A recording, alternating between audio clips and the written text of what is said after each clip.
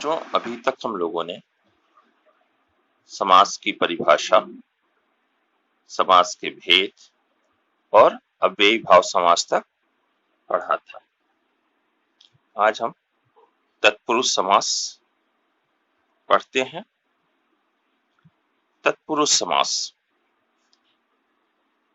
इसकी परिभाषा है वह समास जिसका उत्तर पद प्रधान तथा उत्तर पद से अब आप परिचित हो गए होंगे तथा समस्त पद, इससे भी आप परिचित हैं, में विभक्तियों पर सर्वों का लोप हो उसे तत्पुरुष समास कहते हैं।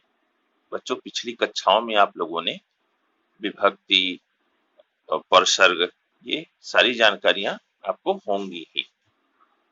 इसलिए कारकों की विभक्तियों के आधार पर तत्पुरुष समास के नाम रखे हुए हैं।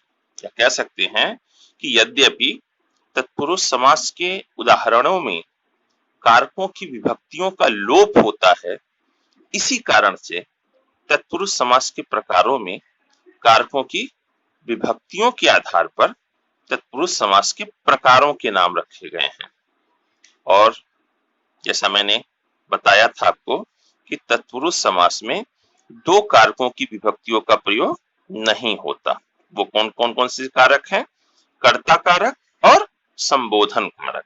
ठीक है, तो अब तत्पुरुष समास के प्रकार में जो पहला प्रकार है वह है कर्म तत्पुरुष। अब कारक आपको पता ही होगा, कर्ता कारक, कर्म कारक, करण कारक, संप्रदान कारक, अपादान कारक, संबंध कारक, अधिकरण कारक, संबोधन कारक, ये कारक होते हैं और उनकी विभक्तियां। अब जैसे पहला जो प्रकार है कर्म तत्पुरुष, इसकी विभक्ति होती है को। ठीक है, तो मैंने आपको बताया कि कारकों की विभक्तियों का लोप होता है इसमें। ठीक है, तो उदाहरण स्वरूप देखते हैं स्वर्गगत। अब स्वर्ग को गया हुआ, अब यहां आप देखिए स्वर्ग को गया हुआ, इसमें जो कर्म की विभक्ति है को, उसका लोप हो गया है, तब यह शब्द बना है स्वर्गगत। ऐसे ही गगन चुंबी, मतलब गगन को चूमने वाला। अब इसमें भी देखिए आप, को जो विभक्ति है कर्म की, उसका लोप हुआ है, तो यहां पे बना है ये गगन चुंबी। अब दूसरा प्रकार है करण तत्पुरुष, इसकी विभक्ति होती है से के द्वारा।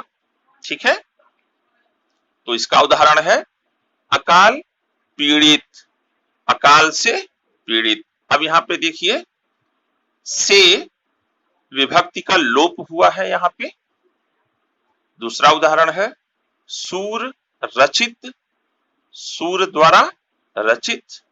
अब यहां द्वारा जो करण कारक की विभक्ति है द्वारा, उसका लोप हुआ है, सूर रचित बना है। ठीक है, तो आशा है कि आपको ये समझ में आ रहा होगा।